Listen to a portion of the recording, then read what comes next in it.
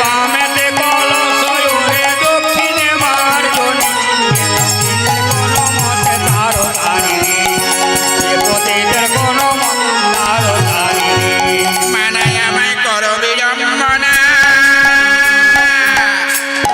সুতের কামনা নাশ করবা ব্রহ্মময়ী ঐরিষ্ট চলা নামাই কর বিড়ম্বনা নিজ সুতের কামনা নাশ কর মা ব্রহ্মময় ঐরিষ্ট জনা নামাই কর বিড়ম্বনা নিজ সুতের কামনা নাশ করবা ব্রহ্মময়ী ঐরিষ্ট চলা নামাই কর বিড়ম্বনা নিজ সুতের কামনা নাশ কর মা ব্রহ্মময় ঐরিষ্ট জনা দ্বিজ গঙ্গা হরি বলেছেন আমি ভনে দাসিন্দাবনী গঙ্গা হরি অতি গঙ্গা হরি বলেছেন বা বনে দাসিন্দামণি পতিদের কোন আর তারে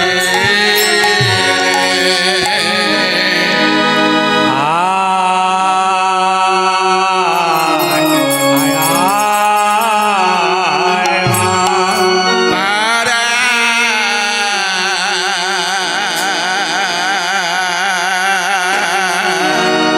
তোরে বিপদ কালী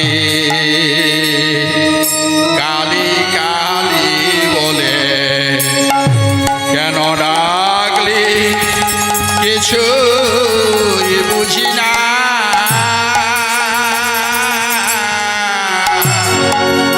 তারা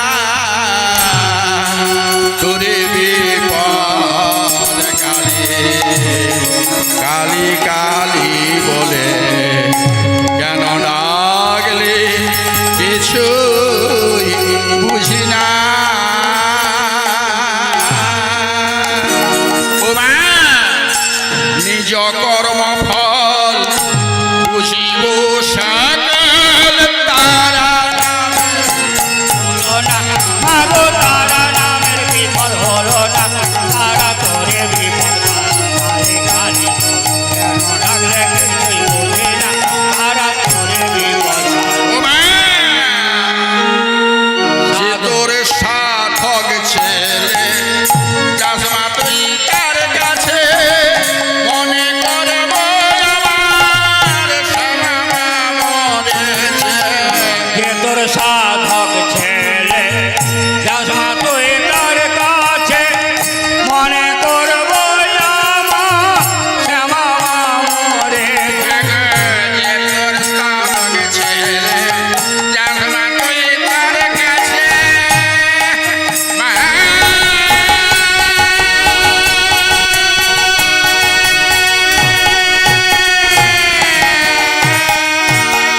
যে তোর সাধক ছেলে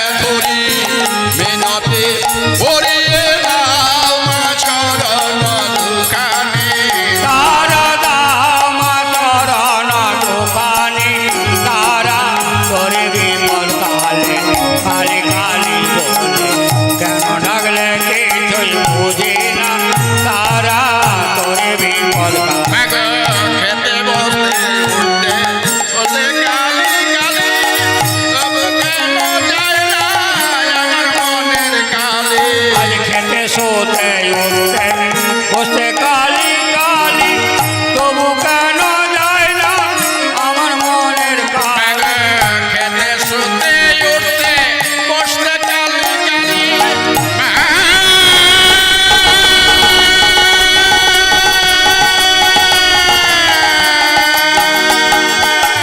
খেতে শোতে উঠতে বসতে কালি কালি তবু কেন যায় না আমার মনের কালি কালি কালি বলে অস্তি চারমা খালি কালি তোকে সুর মিলে না তারা কালি তোকে শোধ মিলে না তারা তোরে বিপদ কালে কালি কালি বলে কেন ডাকলে কিছুই বুঝি না তারা তোরে বিপদ কালে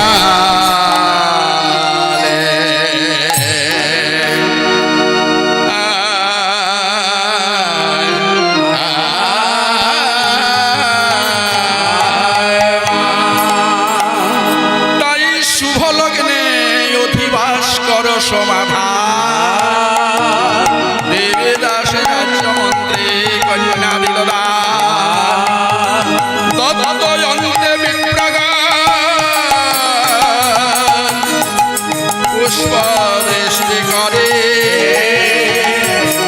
পতি সঙ্গে চন্দ্রলতা গেল নিজ ঘরে। এই বলে দেবদাস কর্ণধার 7 জনকে ডাকলেন। বলি কর্ণধার ভাই সব কেমন তোমাদিওকে যেতে হবে মায়া দহে। মায়া দহে হ্যাঁ তাহলে তো ওই রঙ্গজ পাঠনে যেতে হবে হ্যাঁ বলি মহারাজ রঙ্গজ পাঠনে যেতে হবে। তাই আমরা যে যাব হ্যাঁ। আমাদের বেতন চুক্তি হয়ে গেছে হ্যাঁ। তাহলে ওই দিনটা মঙ্গল করে দিলে আমরা চলে যাব আর কি। তাই নাকি? হ্যাঁ এই বলে দেবদাস বলছে যে মহারাজ আপনার সঙ্গে যে সত্য ছিল সেই সত্য যদি আমার পালন করেন পালন করেন তাহলে আমি ওই হেমঘরে আনতে যেতে পারি, নচেত আমি যাব নাই। তখনই মহারাজ কি করলেন? দেবদাসকে বলছেন যে দেবদাস কেমন? আমি যখন তোমাকে কথা দিয়েছি আমার একমাত্র কন্যা চন্দ্রকলা, চন্দ্রকলার সঙ্গে তোমার বিবাহ দেব তাই আপনি বিবাহের আয়োজন করুন। বলেছি, হ্যাঁ। আমি নিশ্চয়ই দেব। এই বলে মহারাজ কি করলেন না বিবাহের আয়োজন করলেন। যখনই আয়োজন করলেন তখন মহারাজের ঘরে নানাবিধ বাজনা বাজতে আছে আর মঙ্গল বাজনা বেজে উঠেছে মঙ্গল বাজনা বেজে উঠেছে। বাজে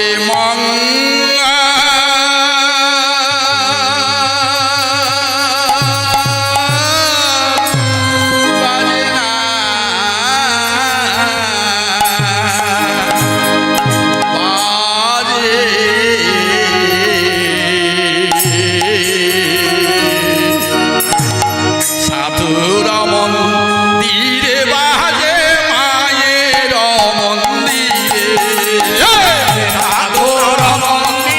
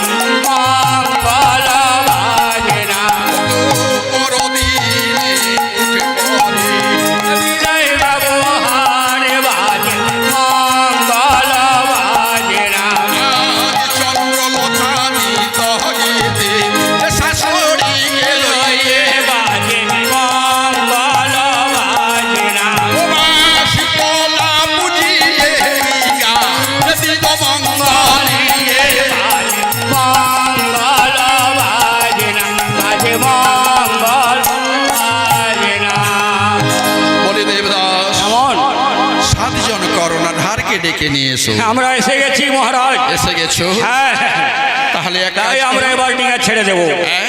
ডিঙা ছেড়ে দেবো। তাই তোমরা ডিঙা মংলাও, হ্যাঁ। আমি ডিঙা মংলে দিচ্ছি, তোমরা ডিঙা ছেড়ে দাও। হ্যাঁ। এই বলে মহারাজ কি করলেন, ডিঙা মংলাচ্ছে। এদিকে 7 জন কর্ণধার ডিঙা নিয়ে উপস্থিত হয়েছেন, আর এদিকে ডিঙা মংলানা হচ্ছে। ও ডিঙা বাহনা রে,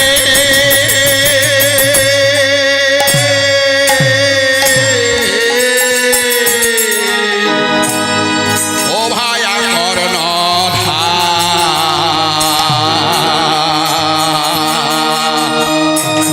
ওরে সংকটে শীতলা মাতা, ও তোদের করিবেন উদ্ধার। ডিঙা বাহনারে মায়া কর্ণধার, সংকটে শীতলা মাতা, করিবেন উদ্ধার। ডিঙা বাহনারে জয় জয় সিংহ বাহিনী, জয় মা ভবানী, ডিঙা বাহনারে আজ দেবী নিজ গণে দিয়ে তাহার পাহাড়। ডিঙা বাহনারে ও মা জয় দিয়া বসে উঠা বহিমের পাহাড়। ডিঙা বাহনারে আজ জয় দিয়া বসে উঠা বহিমের পাহাড়। ডিঙা বাহনারে কর্ণধার সহিতে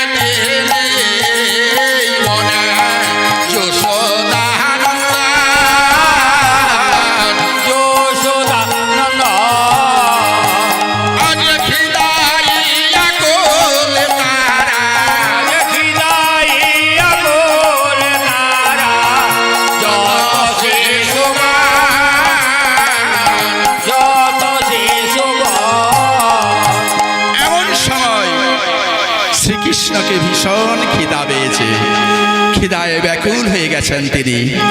তাই কৃষ্ণের সখা সুবলকে বলছে, সুবল কেমন? আমি যে আর দাঁড়াতে পারছি না রে, আমাকে ভীষণ খিদা পেয়েছে। বলি প্রভু, হ্যাঁ। এই গভীর অরণ্যে হ্যাঁ। আমি কোথায় অন্ন পাবো? কোথায় অন্ন পাবি? হ্যাঁ। শোন সুবল শোন, ওই কলিঙ্গ রাজ্যে কলিঙ্গ ব্রাহ্মণরা যজ্ঞ করতেছে। ওই যজ্ঞস্থলে গিয়ে বল যে আমার প্রভু খিদায় ব্যাকুল হয়ে গেছে, আমাকে কিছু অন্ন দাও, আমাকে কিছু অন্ন দাও, আমার প্রভুকে যে আমি ভক্ষণ করাবো। তাই সুবলকে বলছে শ্রীকৃষ্ণ, তবে শোনো সুবল, তুমি যে যাচ্ছ তোমাকে কিন্তু ব্রাহ্মণরা অন্ন দেবে না গো। ওই যজ্ঞস্থলে তুমি একটু অপেক্ষা করবে, এক বৃদ্ধ ব্রাহ্মণী থাকবে, সেই বৃদ্ধ ব্রাহ্মণী লুকিয়ে এক মালসা অন্ন এনে দেবে। সেই অন্ন নিয়ে তুমি এসো সুবল, তাই তুমি হোক, এসো। তাই আমি যাচ্ছি। এই বলে সুবলকে পাঠালেন যজ্ঞশালায়। তাই আমার প্রভু বলছে, সুবল যারে বৃন্দাবন, সুবল যারে বৃন্দাবন। বলি প্রভু, অন্ন এনে দে রে সুবল, অন্ন এনে এ সুবল। সুবল কেমন? আমি জুড়াই জীবন, সুবল যারে বৃন্দাবন সুবল, যারে বৃন্দাবন। আমার চন্দ্র ঘাট পূর্বে দেব শিবে যোগশালা। চক্রঘাট পূর্বে দেব শিবে যোগশালা। আজ নিরক্ষিয়ে সাধু বলে সোনারে বাগান, বল যারে বৃন্দাবন সুবল, যারে বৃন্দাবন। বলে সুবল কেমন? ব্রাহ্মণ করে না যজ্ঞ এই যজ্ঞস্থানে। ব্রাহ্মণ করে না যোগ্য ওই যোগস্থলে। ব্রাহ্মণ করে না যজ্ঞ এই যজ্ঞস্থানে। আর ব্রাহ্মণ করে না যোগ্য ওই যোগস্থলে।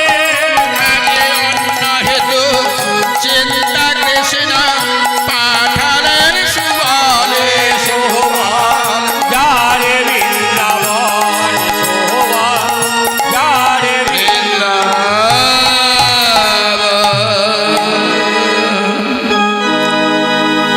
কে গো, কে এসেছে?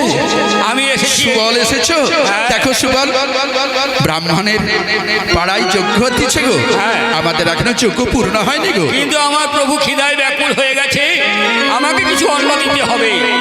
হৃদয় ব্যাকুল হয়ে গেছে হ্যাঁ। তোমার প্রভু।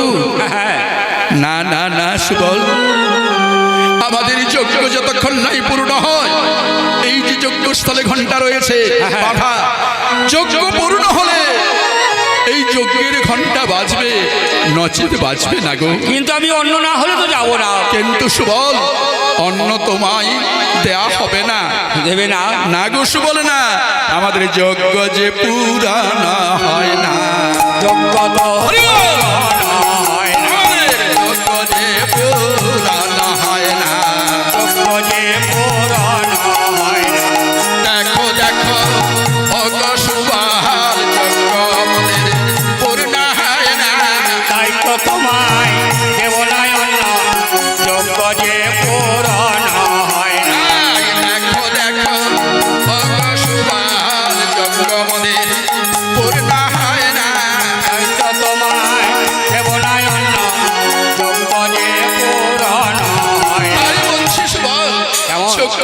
অন্ন হলে আমরা তো অন্ন দিতে পারবো না গো। ও দেবে না? না।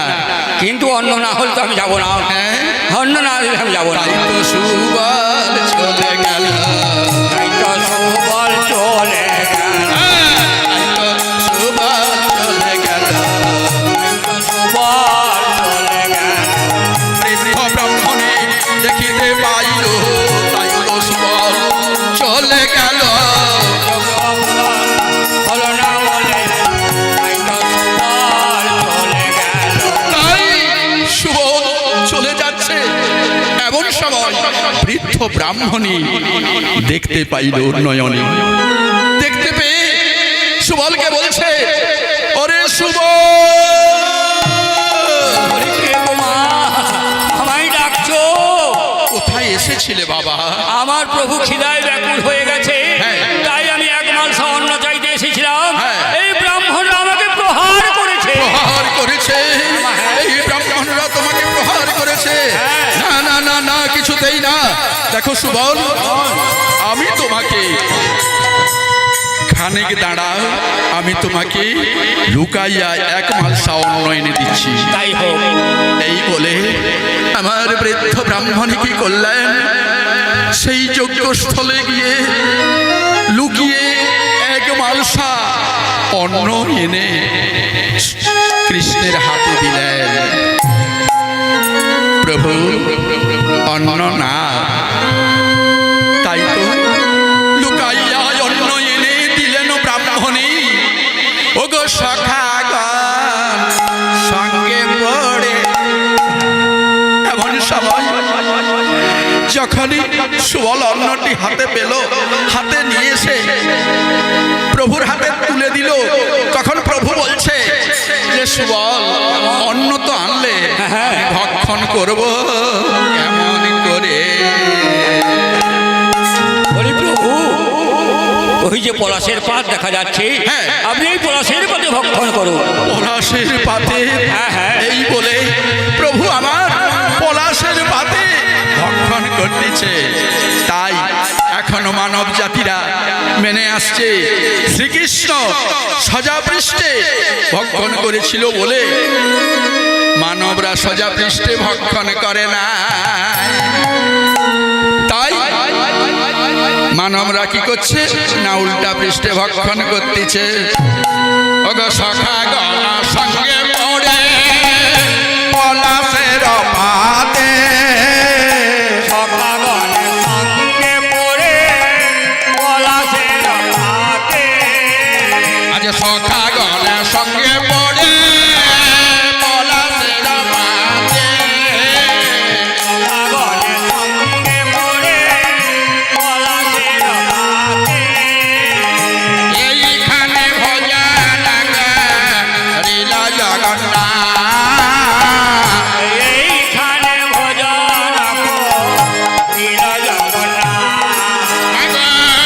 এইখানে জগন্নাথ ভজন করিল, এইখানে জগন্নাথ ভজন করিল।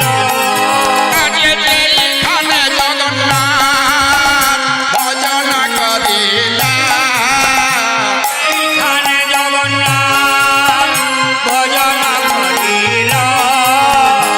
এথা যজ্ঞস্থলে ঘণ্টা বাজিতে লাগিল, একা জগস্থলে ঘণ্টা বাজিতে লাগিল।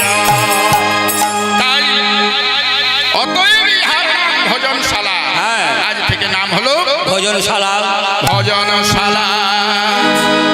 নিত্যানন্দ রচয়ত শীতলারে মায়া,